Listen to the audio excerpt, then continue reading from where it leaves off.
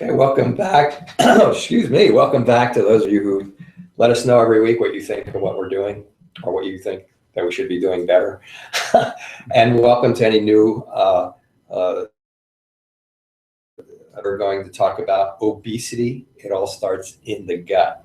And I am Dr. Martin Rutherford, and I am a chiropractor since 1979, and currently I practice mostly functional medicine. I am a certified functional medicine practitioner. Dr. Randall Gates, I am a board certified chiropractic neurologist as well as being a chiropractor. And today we're going to talk about obesity. All starts in the gut.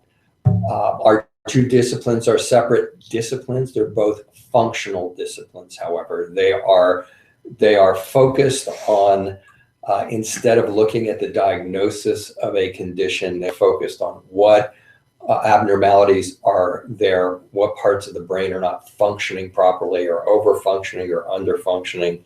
In Dr. Gates's case, what part of the gut is over-functioning, under-functioning, what biochemical pathways are not working that are creating that person's symptoms. It's a different and new paradigm. And from that paradigm, we have developed a primarily chronic pain and chronic condition practice, and most recently starting to heavily tilt more towards neurological issues, with Dr. Gates being very conversant in brain function. And so I say all of that to kind of set this up for those of you who may be watching. I try to set these things up a little bit so that people can kind of grasp that we don't just make this stuff up or just research it, but we're talking about the things that we see in practice every day and sharing them with you, and whether you're a lay public or whether you're a practicing physician. How did we get into obesity doing a chronic pain practice that is now morphing heavily towards migraines and dizziness and vertigo and peripheral neuropathy and restless leg syndrome and reflex sympathetic dystrophy and fibromyalgia, which, by the way, is a neurological issue. And it happens because a couple of years ago, I write articles. I'm writing one right now on the brain and dietary issues relative to the brain. And I was up against a little bit of a deadline, and I forgot that I had this deadline. And our producer here, Kevin, let me know that I had forgotten. I went, oh my God, I had to have it in by that next day, or maybe it was even that afternoon. So I said, well, okay, I have a subject I can write. I'm going to write on weight loss. And everybody kind of said, weight loss? I was like, we don't do weight loss. And I think I was talking to Dr. Gates, and I said, okay, so how long have you been here? At that time, he'd been here several years. And I said, who here hasn't lost weight? And I think he said something like, well, everybody. I said, right. And who came here to lose weight? And the answer is nobody.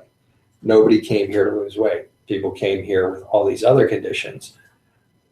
We put them on our anti-inflammatory diet, if you will, which is even more stringent than some of the diets we may address here, and started working with their stress mechanisms, and they all lost weight. The interesting part was these are people who couldn't lose weight prior to coming in. Once we started to interview them a little bit, we found none of them could lose weight, no matter what they did. So the obesity weight loss part of our practice, because we do now have people, because of that article and some other things we've done online, come in for weight loss. If you can lose weight with exercise and diet, this presentation is probably not for you. Okay. Get off your butt and do what Dr. Gupta says, or what Dr. or whatever. Like walk 15 more minutes a week. Walk 15 more minutes a week. Cut your calories down by 25%, and you'll be able to lose that weight. If you're one of the people who starts throwing things at the radio or the television when they start saying that, this is probably going to be for you. This is going to be for the people, and those are the people that we take on. Are the people who are. We had one patient who was riding a bicycle 20 miles a day and eating 1,600 calories a day, and she lost like 8 pounds over a period of a year. And then as soon as she stopped, it all came back on. So if that sounds like you, this is going to be for you. So obesity, it all starts in the gut. What's the gut?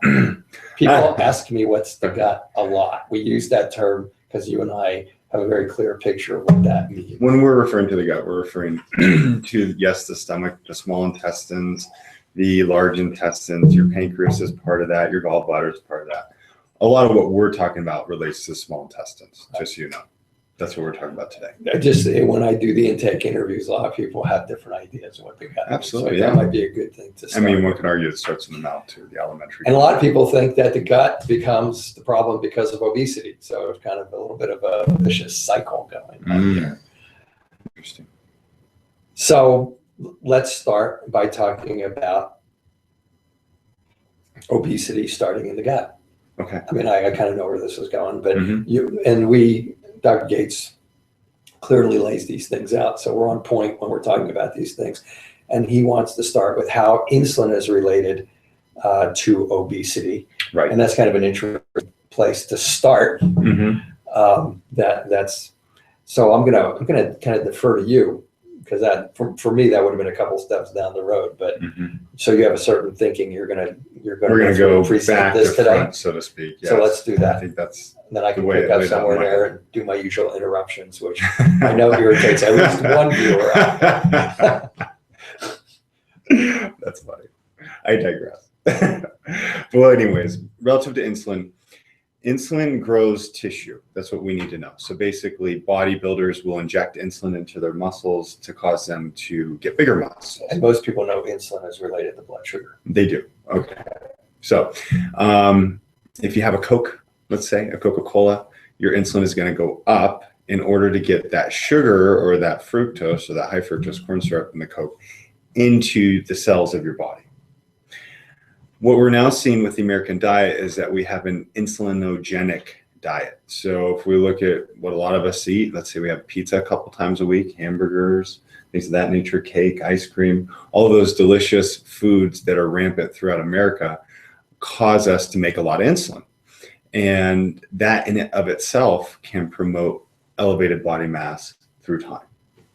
So that is how insulin relates to obesity. And basically, we're programming ourselves, so to speak, to just keep making insulin, keep making insulin, keep making insulin. And after you do that for 10 to 20 years, eventually as you're making more and more insulin, your pancreas just says, finally, I can't do it. And then you're not able to make enough insulin. And by that point, your cells are just totally tired of insulin because they've been bombarded by the insulin trying to get the sugar in for decades now. And as a result, then that's when people transition into diabetes. That is the framework that is discussed in most biochemistry textbooks. I was just going to say, so that's something that I think a lot of people might actually already be familiar with. Okay, and that's good. So I'm glad that we have that familiarity and that's already set up. Yeah. And then the question is saying, okay, what causes insulin to go up? And so obviously we talked about sugar content, yes, but the new data is going way beyond that. Okay. So many of you can't lose weight and you don't know why, and you're trying low calorie diets. And the problem becomes not necessarily just that you had all those Cokes and ice creams all those years and you developed this insulin resistance, but really now you have this generator for insulin resistance, and that's these bacteria. So what we're now seeing is that pieces of bacteria from your GI tract can go into the bloodstream and create this inflammation, this low-grade chronic inflammation throughout the body that causes insulin not to work well in terms of it talking to your cells to get sugar into the cells. So now that communication breaks down even more. And now this is a chronic thing that's happening even when you're not eating. It's always there because these bacteria now have repopulated your gut. Think of a country with an evil dictator and all the dictators' people are in your gut now and they're running the show.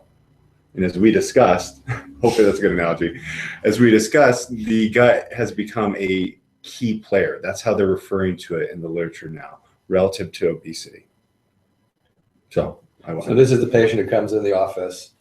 Well, there are a lot of, maybe I'll wait a little bit longer until I get into like I was going to say, this patient who comes in the office, they're eating well. Mm-hmm. They might be eating well. Yeah. Or what they perceive to be eating well, for sure. Yes, about grains and things of that nature. And they're running and they're working out and they're not losing weight and they just absolutely cannot understand why this could also be the patient who has high blood sugar and is taking medications and is maybe even eating well, and their blood sugar numbers may not be coming down. Because in the end, like Dr. Gates said, certainly we know that if we're eating the Great American Diet, you can get fat easily. Because there's a lot of sugar in there, there's a lot of bad carbs in there, there's a lot of stuff in there that'll cause you to get fat. All right. But if you're not doing that and you're putting on weight, there's a variety of things that can be happening. And one of the things is this mechanism that Dr. Gates is talking about, because essentially he's about to tell you that there are foods that are causing you to basically develop blood sugar problems that are not obvious foods, that are not, they're not the foods that you would think are causing you to have bad health. In fact, they're like many of the foods are the base of the present American food pyramid. Yes. In fact, they have many servings of these foods a day. And so those foods are grains. Those foods are grains. And this seems to be a little bit of a controversial topic. We thought of even saying something about don't let your friends eat grains or something like that. Friends don't let friends eat grains. Friends don't let friends eat, because it's a controversial topic. Right. I mean, if you're a dietitian out there, you're probably throwing something at the computer screen right now. Yeah, you're probably throwing something at us right now. But the reality is, this is where it's at. We have to work with these principles every day to get people through certain problems with their gut that can affect their blood sugar, and it can affect their obesity, it can affect their thyroid, it can affect their brain, it can affect a lot of things. So carbs are not the only thing that cause insulin to go up. Do you want to get into that a little bit more, the grain thing? Yeah, I think we should. So basically now it's nice because we have a lot of different diets out there and everybody's comparing different diets, and we're not anti-grain for everything, but we're anti-grain for our patient population who largely have chronic pain, chronic neurological disorders, and as a consequence or as a side, they have done these studies on the macrobiotic diet. Have you heard of that? I ate that at one time. Yeah, okay. There's a place we're in Reno, Nevada. We're in Reno, Nevada. There was a place on South Virginia Street, and they had, it was an interesting place. It was like going back to the 60s. And they had these macrobiotic diet plates, and I used to go there a couple times a week and eat that. I'm also vegetarian. Right. Me too. Which helped. And with the macrobiotic diet, basically it centers around eating these whole foods, these vegetables, things of that nature. And the macrobiotic diet does work for diabetes. It helps.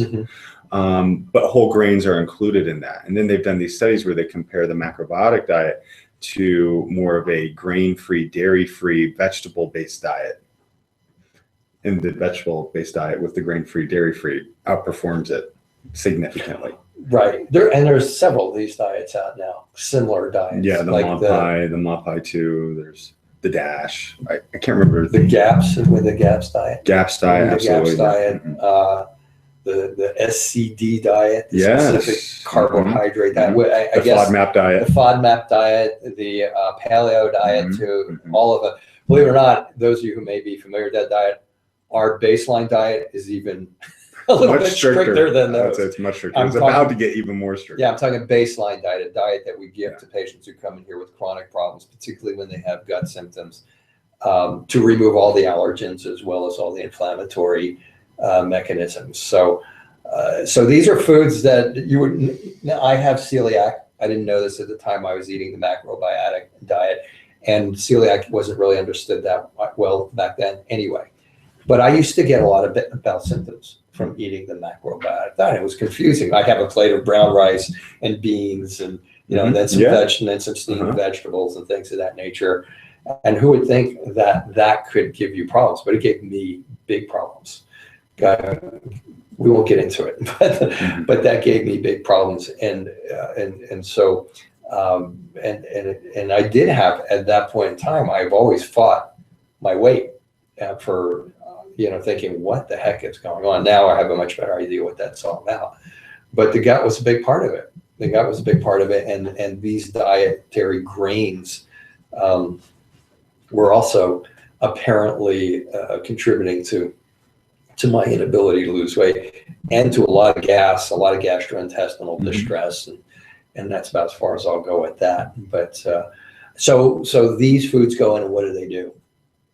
So basically, they're growing populations of bacteria. And one thing we're seeing is that growing populations of bad bacteria. And what we're seeing is that there are good that seem to go away eating a predominantly grain and dairy rich diet.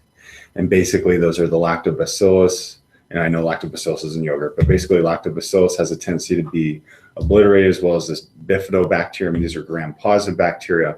And then other more pathogenic bacteria have a tendency to start taking over in the gut when we eat these diets, rich in basically processed carbs and high fats. And the problem is that then once these bad or pathogenic bacteria start growing, and then you keep eating, let's say, fats. So let's say now you have all these bacteria and you go on the Atkins diet. It may work because you're depriving yourself of carbs, and lots of times people get those results. But then when you're eating high fat. And for those of you who may have lived on another planet and don't know what the Atkins diet is, it's basically meat. It's like meat and cheese. And meat and more meat. Right, yeah. And cheese. Yeah. And they see that. No, I'm not anti-meat, by the way, even though I'm a vegetarian. Actually, all of our patients are allowed to eat meat. Okay. There's just certain reasons that I'm vegetarian. And so with these high fat diets, that can lead to absorption of these bacterial components into the bloodstream much more readily. So that's also being talked about. So then you think about, your cheeseburger with your milkshake, you feed these abnormal bad concentrations of bacteria. And then because of the fat content in that meal, now you're absorbing even more pieces of these bacteria into the bloodstream, creating more insulin resistance, as we talked about, throughout the system that's going on all the time. Mm-hmm. And this is what we're finding to be the key player in obesity. And there are other broadcasts on this relative to autoimmune disease, but it's important. And we've kind of skirted this issue. We feel that we need to talk about it. We're just trying to talk about the facts. I guess that's really the bottom line. We're not trying We're not anti a lot of things. What were you going to say? We're not anti-food company. We're not trying to create a stir there. We're just letting you know what we're seeing now in the literature that Americans need to know about, because 2/3 of us are going to be completely obese. Yeah, well, it's not being anti-food company. I mean, we just can't digest grains. I mean, a significant portion of us cannot digest grains. It's that simple. And it's without getting philosophical. I mean, I was reading in a Chinese medicine book that was reviewing some of the things that were written 5,000 years ago, and I don't remember the name. It's like the Chinese Emperor's medical book or something. I guess it's the standard book for Chinese medicine for OMDs, Oriental medical doctors, and they were having an argument 5,000 years ago on whether human beings should be eating grain or not, because 7,000 years ago, grains were planted to feed to animals. And the argument was, well, we don't really digest. They're hard. You have to boil them for 2 days. All these different types of things, and it was a pretty divisive debate. And so throughout the years, many cultures have come and gone relative to where they think you should eat grains, you should not eat grains, you should eat grains, you should not eat grains. We have so it's not about food companies. There's so much going on there today about the GMOs and do they seem to the problem, and maybe yes and maybe no, maybe it's just the foods that are sprayed, and maybe it's the chemicals and not the genetically modified stuff. And frankly, the jury's probably still out on why those foods create these problems. But when you're in clinical practice, all you have to know is you take somebody off of these carbs, you take somebody off of the hamburgerish type of carbs, you take people off of the grains, and they get better, and they feel noticeably better. I mean, I was writing an article. This article I'm writing on is on the Brain Initiative, and the Brain Initiative is a new initiative that was announced just a couple of weeks ago by the government. They're going to spend $4.5 billion mapping the brain and finding out about neurocircuitry and all that. And it's like, but nobody's looking at this. But nobody's looking at people who have bad gut. It affects their obesity. That changes their insulin levels. Now you have, not only do you have inflammation from it that finds its way to the brain, you have insulin resistance that destabilizes and creates inflammation in the brain. And and so you get these destabilizing symptoms like brain fog and short-term memory loss and fatigue and we're going to find, and we're going to spend 4.5 billion trying to figure neurocircuitry probably for a drug, and we're not anti-drugs either. But really, right, really, exactly. I mean, there's so much out there today that shows that what we're eating is a big part of the problem, and stress, massive stress, and what we're eating are big parts of the problem.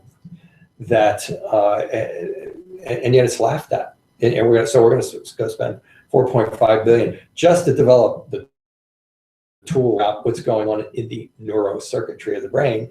Whereas we had a patient comes in here, we put them on our diet, and a substantial portion of them within 2 to 4 weeks are feeling better, feeling a lot better. Yeah. Some are feeling a little better, some are feeling a lot better. The weight starts coming off. It's not we're not promoting a diet thing here, okay? But it's not a calorie restriction diet. No.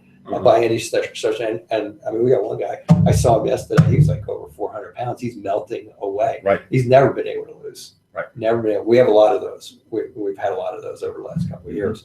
And this is where it starts. It all starts in the gut. It does.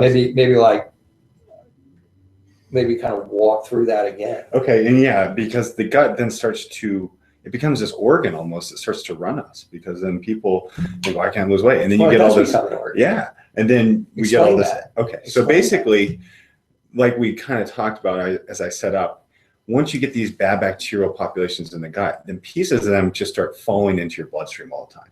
And then that doesn't allow insulin to talk to your cells. So you have to make more insulin. So then let's say you go on a diet and you're eating fewer calories, but you're still making more insulin to get those carbohydrates basically into your cells. As a result, you can't lose weight. As a result of you having the excess adipose tissue from all those years of eating the standard American diet, that becomes an organ unto itself as well. That's also creating inflammation throughout your system, that's going to the brain, that's not allowing your brain to know when you're full. So you want to keep eating, you want to keep eating, you want to keep eating. And now these two organs, really between the fat and your gut, are running you, and you can't control them. And how many things do those fat cells do? They do a lot of bad things. They do a lot. If your liver is not clearing out the toxins, they store the toxins. Why is that significant to somebody who's overweight? Your brain knows that if you let those fat cells go, if your liver is not clearing, and if your gut's not clearing properly, and if your gallbladder is not clearing properly, and you leave those toxins go, your brain knows it's going to poison you. So what does your brain do? Doesn't allow you to get rid of the fat cells. What does it do in men? If men have too much, converts your testosterone into estrogen. So men, you guys who are out there, I'm sure there's 3 of you watching this, okay, who have kind of what we call male boobs, male breasts, and you're getting the softness, and you're getting all kinds of female characteristics in your physiology, and you're overweight. That gut is causing that insulin resistance. It's causing that fat, and then the fat ultimately is causing you to turn your testosterone into estrogen. Not a good thing for a man. I mean, so when we say it's like an organ, and that's not all. But that's not all that fat does. So you have this. What's the word I'm looking for? This vicious cycle. This vicious cycle going on. Where do you start? Well, you don't start by decreasing your calories 25% and increasing your exercise by 25%. You start by finding out what the heck is going on. And for those of you who are having that, I would strongly recommend that you maybe ignore what you're being told about the American food pyramid, because it's changed many times over the years. And I'm going to tell you, it is going to change again. It has to, because what we're talking about is not something that happens in a small percentage of the population. Right. This is huge. It is huge. This is huge. I mean, if you have autistic spectrum diseases, if you have anxiety, if you have depression, if you have brain fog, if you have fatigue, if you can't drive as far as you used to without getting tired, all these things are signs that inflammation is getting to your brain, and it would do well for anybody who has any of those symptoms to try getting off of the grains and try, especially if you're having gut problems, try getting off the grains and the fat, the poor fats, and see what happens. And not everybody will feel better, but a lot of you will feel better. Right. And just know you might feel better for just a little while. If you feel better for just a little while, There's some other things that might be going on. For example, when Dr. Gates talks about these bacteria getting through your gut, there are other things getting through your gut that shouldn't be getting through your gut. And so you might be having undigested food particles going through your gut in addition to these bacteria. And undigested food particles don't belong in your bloodstream. So what happens? Your immune system, your brain sees it, sends your immune system out there to attack it like it's a virus or a bacteria, and all of a sudden you have a food allergy. Now you have this intestinal bacterial overgrowth, you have this leaky gut, you have your insulin being screwed up, and you have a food allergy that you're not even aware of. I mean, you might have a food allergy to spinach, for goodness sakes, or something like that, because some of that got in there. Or food intolerance. Or food intolerance. Mm-hmm. Okay, food intolerance. Yeah, that whole thing. Yeah.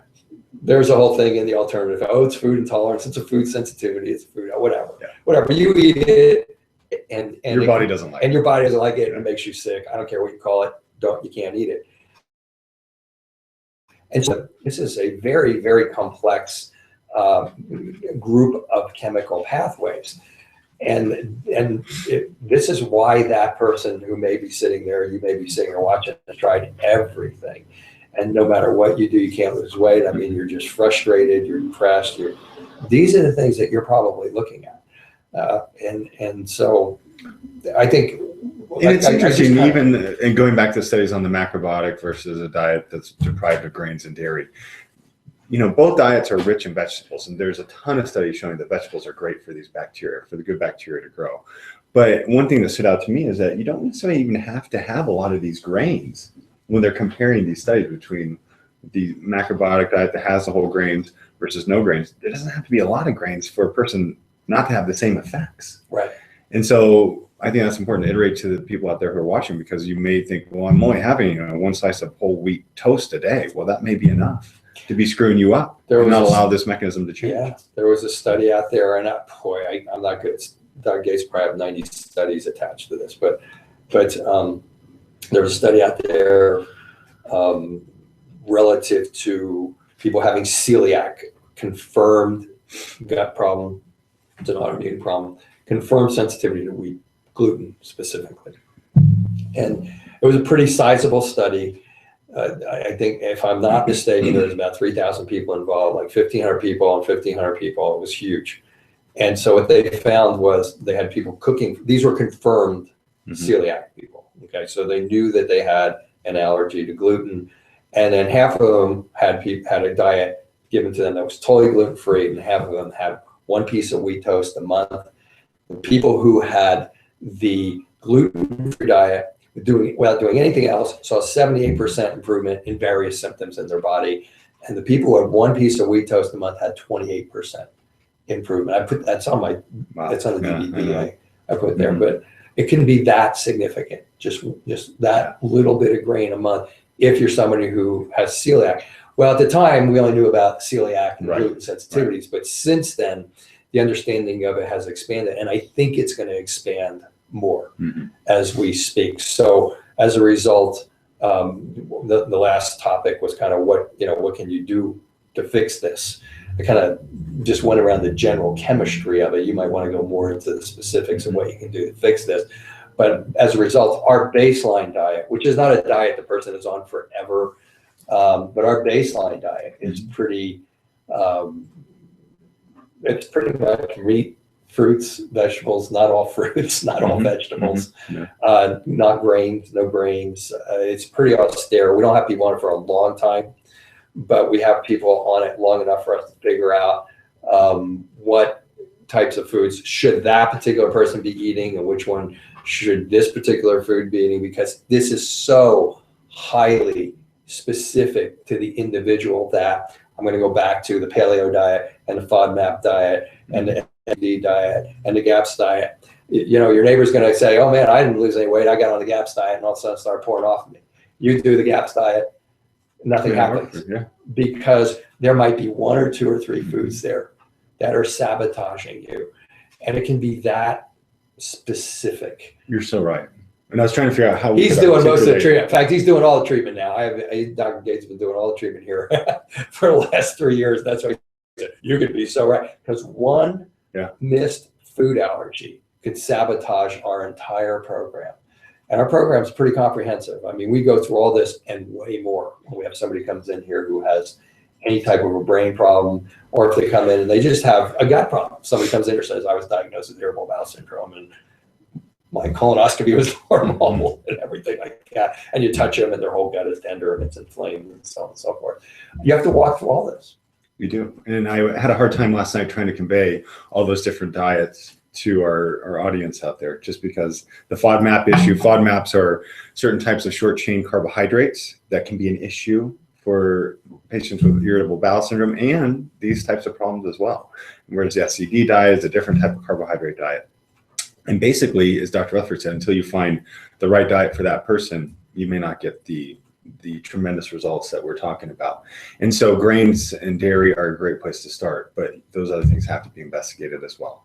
So in terms of what you can do, kind of what we're talking about, and one thing we didn't really comment on, the dairy seems to be a major issue because it's very insulinogenic. Research that we saw that showed that basically when people have cow's milk products, basically, they will make 6 times more insulin for that protein content than you would originally expect, just based on what's in that dairy product. So basically, a great way to produce a lot of insulin is to have a milkshake. So that's a good place to start. The FODMAP diet says you can have milk, but can't have milk, but you can have cheese. Right, exactly. That's I mean, every diet is. And then you can have, you can't have wheat, but yeah. you can have other grains. Yeah. I mean, it just gets incredibly confusing, incredibly fast. Especially which is why so weight. many of you out there are just struggling with this, Yeah. doing yo-yo dieting, not knowing what the heck is going on. And that's where it needs to get to. It's not a diet, it's a lifestyle. And it needs to become a lifestyle for the rest of your life for many of you. You know, Dr. Rutherford was saying, you need to go on this diet. And we always recommend that you talk to your doctor first, or you talk to us if you're one of our patients. Just to follow up on that, there's some talk about calcium going low with some of these diets, so you need to have that. I didn't recommend any of those diets. Yeah. Yes, you're not our patient. Yeah, I didn't recommend. We're just Yeah. talking about Right. So with all that being said, a place where we have a lot of our patients are is just eliminate grains and dairy off the cuff, because those two things are going to give us a good probability of your microbiome shifting, basically depriving those bacteria in your gut of those food products with the other foods that now you're going to eat, meaning it's going to be a lot of vegetables because there's not a lot else to eat, as well as a lot of meat. Those things, the meat's not as good, but the veggies are really good at growing the good bacteria back and starting to reset this homeostasis, as they term it, reset these organs that have developed in terms of the bad bacterial populations in your gut, as well as the fat cells in your body as well, so that they stop running you and controlling you. Yeah, I don't know. You think we were intelligible here? You think that people may have understood what we're saying? Mm-hmm. Mm-hmm. Yeah, I hope so. Okay, because this is a big issue. It's funny because we started out with fibromyalgia, and it is what we wanted to do because we felt fibromyalgia was complex. The group that I was involved with, Dr. Johnson, if you're out there watching, and we felt that it offered the best opportunity to investigate as many things as possible. Fibromyalgia is for real. Those of you who have it, there's a good chance you're overweight. Many of because a lot of things that cause certain of the fibromyalgia symptoms and will also cause you to be overweight. And then we found out that half of the fibromyalgia patients and we found that they had thyroid problems, and we found out that they were stressed out of their minds, and we found out that they usually were physically or verbally or sexually abused, and we found out that they all had bad guts with a variety of different diagnoses or not diagnoses. And so then we figured out that we had to start to become conversant in, if you've watched any of our things, any of our presentation, we found out that we had to become conversant in thyroid. Then we had found that we had to become conversant in Hashimoto's, because 99% of people who come in here you can look up our Hashimoto's stuff. We had to become, Dr. Gates had to start to pull on his knowledge to develop stress modulation programs that were non-drug to get that stress mechanism. But we had to become conversant with the gut. Yeah. And kind of weren't really paying a whole lot of attention to the fact these people were getting better, they looked better, they felt better, their brain fog was going away, their pain was going away. We weren't paying a whole lot of attention to the fact that all of them were losing weight. And so it was that one day that it just struck me that everybody was losing weight, and that the same people that couldn't lose weight were also the same people, were also had the same problems of the other people that we were treating with these chronic problems. An interesting part was, after I wrote that article, we did get a number of people, kind of a little rush, if you will. It was a local magazine, come in the door. And what was interesting was the people who couldn't lose weight had fibromyalgia, and they had peripheral neuropathy, and they had chronic fatigue and all the other things. They just weren't connecting between those two. So that was just one last thing. Obesity, it all starts in the gut. But frankly, we're getting to the point where chronic pain and chronic disease and pretty much anything that we're dealing with, if it's a chronic problem, even if it's a brain problem, even if it's depression or anxiety, or if it's a restless life, it's starting in the gut, and it's all kind of one thing. So, and I just want to throw that out there for those of you who might be experiencing all of those things put together. So it can be helped most of the time, and it just takes a good history and a good evaluation to determine whether that person is a candidate for the types of things that need to be done. But we haven't had too many people not lose weight over the years, and the handful that weren't losing weight, you came up with some novel understandings along with some of that. We work with a couple of osteopaths on this. In an integrated fashion on these things. And yeah, we had one last year. One who didn't lose weight. And so I thought there were two, but the other one did lose 20 pounds. But maybe there was two. Didn't lose what they wanted to. But anyway, so hopefully this wasn't too all over the place, or hopefully it was very, hopefully you got from it what we need you to know, which is if you're not losing weight, whether you have gut symptoms or not, I am going to tell you right now, the place to start looking is in your gut. Now, maybe we should do one on stress and obesity too, but the two big things that we see is your gut and stress. Really stressed. So we determined to do the gut one first, and maybe we'll do it on stress later. Yeah, and as you allude to, I mean, there's a bunch of other things that we've talked about in other videos. We can do one on thyroid, we can do one on stress, and we probably will. Male hormones, we probably will. We have nothing better to do on Wednesday morning. But this is the framework from which it all starts. Okay. And this is where we've seen the biggest impact. Yeah. It's been pretty cool. So if you have any questions, you can send them to us at powerhealthtalk.com. You can send them to our Facebook page, Power Health, and we'll try and answer them semi-promptly. We're busy, but we'll try and get back to you, and then we'll go from there. Thank you for watching. Thanks.